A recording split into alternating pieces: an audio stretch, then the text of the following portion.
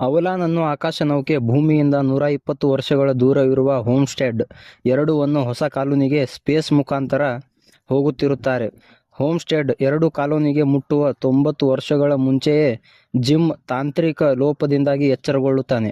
ಅವನು ಹೇಗೆ 90 ವರ್ಷಗಳ ಕಾಲ ಅವಲಾನ್ ನೌಕೆಯಲ್ಲಿ ಜೀವಿಸುತ್ತಾನೆ, ಅವನು ಬದುಕಲು ಏನೇನು ಮಾಡುತ್ತಾನೆ, ಅವನು ಹೋಮ್ಸ್ಟೆಡ್ 2 ಕಾಲೋನಿಗೆ ಮುಟ್ಟುತ್ತಾನಾ ಇಲ್ಲವೋ, ಇವೆಲ್ಲವನ್ನೂ ಈ ಮೂವಿಯಲ್ಲಿ ತಿಳಿದುಕೊಳ್ಳೋಣ ಬನ್ನಿ.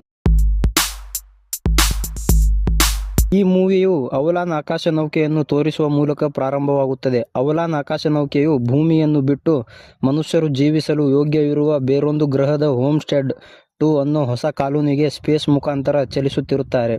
ಹೋಮ್ಸ್ಟೆಡ್ 2 ಹೊಸ ಕಾಲೋನಿ ಭೂಮಿಯಿಂದ ಬರೋಬ್ಬರಿ 120 ವರ್ಷಗಳ ದೂರವಿರುತ್ತದೆ.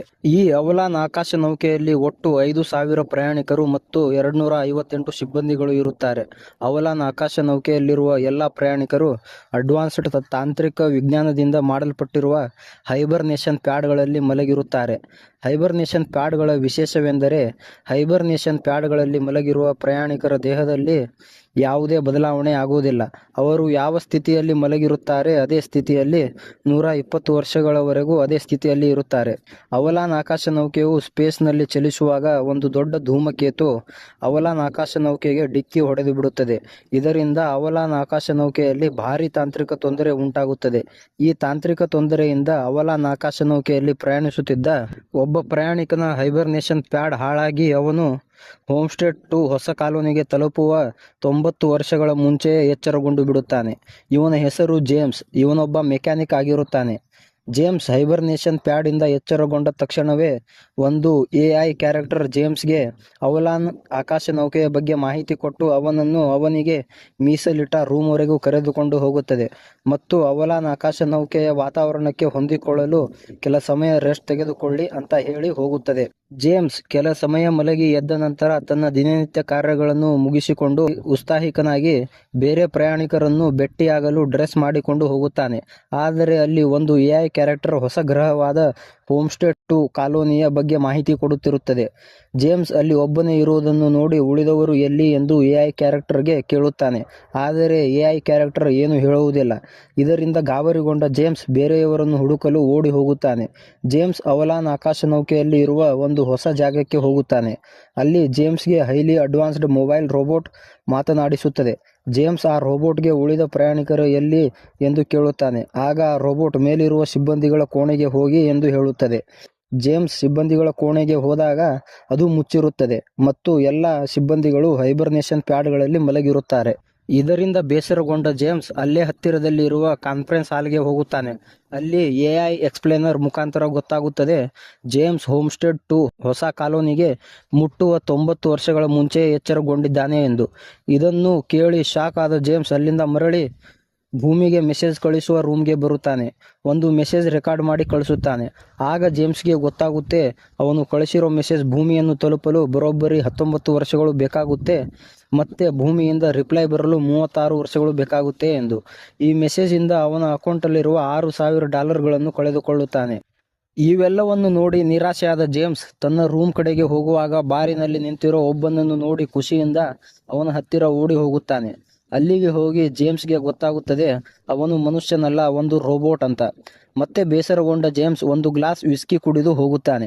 ಮರುದಿನ ಎದ್ದ ಕೂಡಲೇ ಜೇಮ್ಸ್ ಕಾಫಿ ಕುಡಿದು ತನ್ನ ಹೈಬರ್ನೇಷನ್ ಪ್ಯಾಡ್ ಅನ್ನು ಸರಿಪಡಿಸಲು ಪ್ರಯತ್ನಿಸುತ್ತಾನೆ. ಆದರೆ ಈ ಕೆಲಸದಲ್ಲಿ ಅವನು ವಿಫಲವಾಗುತ್ತಾನೆ.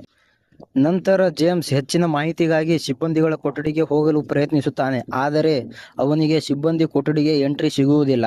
ಆಗ ಜೇಮ್ಸ್ ಕೊಠಡಿಯ ಡೋರ್ ಮುರಿಯಲು ಪ್ರಯತ್ನಿಸುತ್ತಾನೆ. ಮತ್ತೆ ವಿಫಲಗೊಂಡ ಅವನು ಬಾರಲ್ಲಿ ಒಂದು ವಿಸ್ಕಿ ಕುಡಿಯುತ್ತಾನೆ. ಜೇಮ್ಸ್ ಡಿಸೈಡ್ ಮಾಡುತ್ತಾನೆ ಇರುವಷ್ಟು ದಿನ ಖುಷಿಯಿಂದ ಇರಬೇಕು ಎಂದು. ಆ ಕ್ಷಣದಿಂದಲೇ ಜೇಮ್ಸ್ ಅವಲಾನ್ ನೌಕೆಯಲ್ಲಿರುವ ಸುಂದರ ರೂಮ್ಗಳನ್ನು ಅಲ್ಲಿರುವ AI ಡ್ಯಾನ್ಸ್ ಕ್ಯಾರೆಕ್ಟರ್ಗಳ ಜೊತೆ ಡ್ಯಾನ್ಸ್ ಮಾಡುತ್ತಾ, ಅಲ್ಲಿನ ಹೋಟೆಲ್ಗಳಲ್ಲಿ ರುಚಿಕರವಾದ ಊಟಗಳನ್ನು ಮಾಡುತ್ತಾ ಡ್ರಿಂಕ್ಸ್ ಮಾಡಿಕೊಂಡು ಆರಾಮಾಗಿ ಕಾಲ ಕಳೆಯುತ್ತಿರುತ್ತಾನೆ. ಹೀಗೆ ದಿನಗಳು ಕಳೆದಂತೆ ಸುಮಾರು 1 ವರ್ಷ ಆಗಿಬಿಡುತ್ತದೆ. ಜೇಮ್ಸ್ ಹೀಗೆ ಕಾಲ ಕಳೆಯುವಾಗ ಅವನು ಸ್ಪೇಸ್ ಸೂಟ್ಗಳನ್ನು ನೋಡುತ್ತಾನೆ. ಜೇಮ್ಸ್ ಸ್ಪೇಸ್ ಸೂಟ್ಗಳನ್ನು ಹಾಕಿಕೊಂಡು ಅವಲಾನ್ ಆಕಾಶ ನೌಕೆಯಿಂದ ಹೊರಗೆ ಹೋಗಲು ರೆಡಿಯಾಗಿ ಸ್ಪೇಸಲ್ಲಿ ಹೋಗುತ್ತಾನೆ. ಸ್ಪೇಸ್ನ ಸೌಂದರ್ಯ ನೋಡಿ ತುಂಬ ಖುಷಿ ಪಡುತ್ತಾನೆ. ಕೆಲ ಸಮಯದ ನಂತರ ಮರಳಿ ಅವಲಾನ್ ಆಕಾಶ ನೌಕೆಯಲ್ಲಿ ಬರುತ್ತಾನೆ. ಜೇಮ್ಸ್ ಒಂಟಿತನದಿಂದ ಬೇಸರಗೊಂಡು ಸಾಯಲು ಪ್ರಯತ್ನಿಸುತ್ತಾನೆ. ಆದರೆ ಅವನಿಗೆ ಧೈರ್ಯ ಸಾಲುವುದಿಲ್ಲ. ಹೆದರಿ ಓಡಿ ಬರುವಾಗ ಕಾಲು ಜಾರಿ ಹೈಬರ್ನೇಷನ್ ಪ್ಯಾಡ್ಗಳಿರುವ ರೂಮ್ನಲ್ಲಿ ಬೀಳುತ್ತಾನೆ. ಬಿದ್ದ ಜೇಮ್ಸ್ ಎದ್ದ ನಂತರ ಅಲ್ಲೇ ಮಲಗಿರುವ ಮತ್ತೊಬ್ಬ ಪ್ರಯಾಣಿಕಳಾದ ಅರೋರಾಳನ್ನು ನೋಡುತ್ತಾನೆ. ನೋಡಿ ಅವಳ ಬಗ್ಗೆ ಹೆಚ್ಚಿನ ಮಾಹಿತಿ ತಿಳಿದುಕೊಳ್ಳುತ್ತಾನೆ. ದಿನಗಳು ಕಳೆದಂತೆ ಜೇಮ್ಸ್ಗೆ ಅರೋರಾಳ ಮೇಲೆ ಪ್ರೀತಿ ಹುಟ್ಟುತ್ತದೆ. ಜೇಮ್ಸ್ ದೃಢ ನಿರ್ಧಾರ ತೆಗೆದುಕೊಂಡು ಅವಳನ್ನು 89 ವರ್ಷಗಳ ಮುಂಚೆಯೇ ಅವಳ ಹೈಬರ್ನೇಷನ್ ಪ್ಯಾಡ್ ಅನ್ನು ಓಪನ್ ಮಾಡಿ ಅವಳನ್ನು ಎಚ್ಚರಗೊಳ್ಳುವ ಹಾಗೆ ಮಾಡಿಬಿಡುತ್ತಾನೆ. ಅವಳು ಎದ್ದು ಬಂದು ಅವನಿಗೆ ಉಳಿದವರ ಎಲ್ಲಿ ಎಂದು ಕೇಳಿದಾಗ ಅವನು ಅವಳನ್ನು ಕಾನ್ಫರೆನ್ಸ್ ಹಾಲ್ಗೆ ಕರೆದುಕೊಂಡು ಹೋಗಿ, ನಾವು ಸುಮಾರು 90 ವರ್ಷಗಳ ಮುಂಚೆಯೇ ತಾಂತ್ರಿಕ ತೊಂದರೆಯಿಂದ ಎಚ್ಚರಗೊಂಡಿದ್ದೇವೆ ಎಂದು ಹೇಳುತ್ತಾನೆ. ಇದನ್ನು ಕೇಳಿ ಶಾಕ್ ಆದ ಅರೋರಾ ಮರಳಿ ಮಲಗಲು ಪ್ರಯತ್ನಿಸುತ್ತಾಳೆ, ಆದರೆ ಮಲಗಲು ಆಗುವುದಿಲ್ಲ. ಆಗ ಅವಳು ತನ್ನ ರೂಮ್ಗೆ ಹೋಗುತ್ತಾಳೆ. ಇನ್ನೊಂದು ಕಡೆ ಜೇಮ್ಸ್ ಬಾರಲ್ಲಿ ಇರುವ ರೋಬೋಟ್ಗೆ ಅರೋರಾಳನ್ನು ಎಚ್ಚರಗೊಳ್ಳುವ ಹಾಗೆ ಮಾಡಿದ್ದು ನಾನೇ ಎಂದು ಯಾವುದೇ ಕಾರಣಕ್ಕೂ ತಿಳಿಯಬಾರದಂತೆ ಭಾಷೆಯನ್ನು ತೆಗೆದುಕೊಳ್ಳುತ್ತಾನೆ. ಮರುದಿನ ಬೆಳಗ್ಗೆ ಜೇಮ್ಸ್ ಮತ್ತು ಅರೋರಾ ಇಬ್ಬರು ಬ್ರೇಕ್ಫಾಸ್ಟ್ ಮಾಡಿಕೊಂಡು ಅರೋರಾ ಅವಲಾನ್ ಆಕಾಶ ನೌಕೆಯಲ್ಲಿ ದಿನ ಕಳೆಯಲು ಪ್ರಾರಂಭಿಸುತ್ತಾಳೆ. ಅರೋರಾ ಒಬ್ಬಳು ಕಥೆಗಾರ್ತಿ ಆಗಿರುತ್ತಾಳೆ. ಅರೋರಾ ಜೇಮ್ಸ್ಗೆ ಹೇಳುತ್ತಾಳೆ, ನಿನ್ನ 1 ವರ್ಷದ ಅನುಭವದ ಮೇಲೆ ಒಂದು ಕಥೆಯನ್ನು ಬರೆಯಬಹುದು ಎಂದು.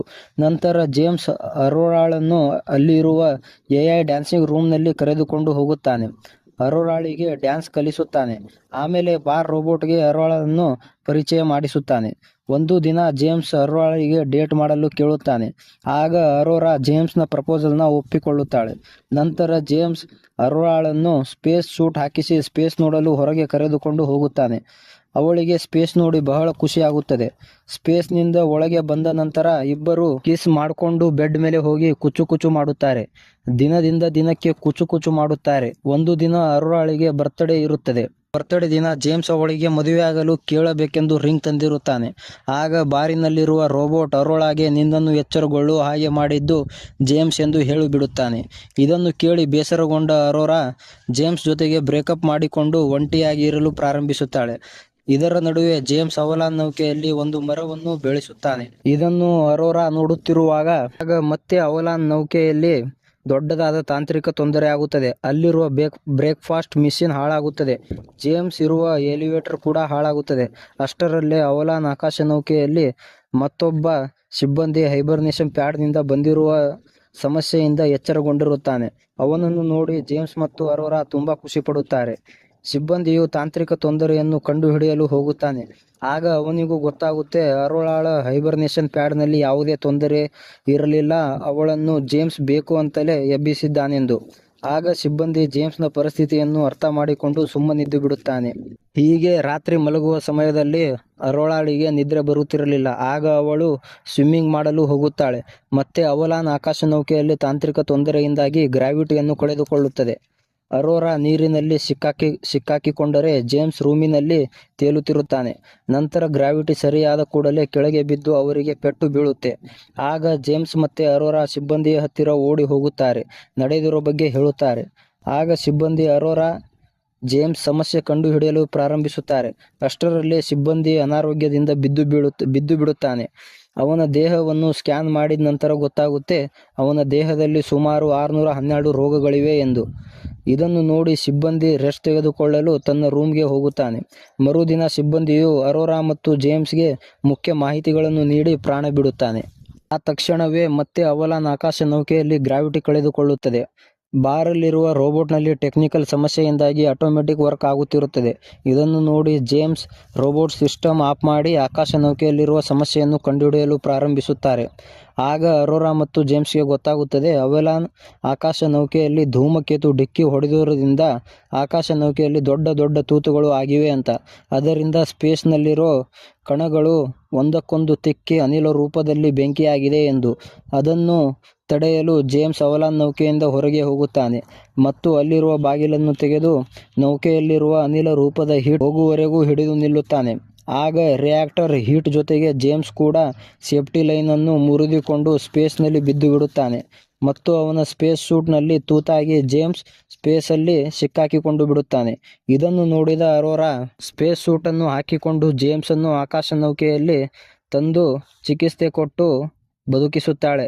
ನಂತರ ಅವಲಾನ್ ಆಕಾಶ ನೌಕೆಯಲ್ಲಿರುವ ತಾಂತ್ರಿಕ ಸಮಸ್ಯೆ ಬಗೆಹರಿಯುತ್ತದೆ. ಮತ್ತೆ ಜೇಮ್ಸ್ ಅರೋರಾ ಒಂದಾಗುತ್ತಾರೆ. ಇಬ್ಬರು ಖುಷಿಯಿಂದ ಈ ಮುಂದಿನ ವರ್ಷಗಳನ್ನು ಕಳೆಯುತ್ತಾರೆ. ಎಲ್ಲ ಸಮಯ ಕಳೆದ ನಂತರ ಅವಲಾನ್ ನೌಕೆಯು ಹೋಮ್ಸ್ಟೇ 2 ಹೊಸ ಕಾಲೋನಿಗೆ ಹೋಗಿ ಸೇರುತ್ತದೆ. ಆಗ ಎಲ್ಲ ಪ್ರಯಾಣಿಕರು ಎಚ್ಚರಗೊಳ್ಳುತ್ತಾರೆ. ಅವರು ಒಳಗೆ ಬಂದು ನೋಡಿದಾಗ ಅಲ್ಲಿ ಒಂದು ಸುಂದರ ಗಾರ್ಡನ್ ಇರುತ್ತದೆ. ಇಲ್ಲಿಗೆ ಈ ಕತೆ ಅಂತ್ಯಗೊಳ್ಳುತ್ತದೆ. ಈ ಕತೆ ನಿಮಗೆ ಇಷ್ಟ ಆಗಿದ್ರೆ ಲೈಕ್ ಮಾಡಿ, ಸಬ್ಸ್ಕ್ರೈಬ್ ಮಾಡಿ. ಮತ್ತೊಂದು ರೋಮಾಂಚಕ ಕಥೆಯ ಜೊತೆಗೆ ಸಿಗೋಣ. ಅಲ್ಲಿವರೆಗೂ ಕೀಪ್ ವಾಚಿಂಗ್ ಅರ್ಜುನ್ ಎಕ್ಸ್ಪ್ಲೇನ್ಡ್.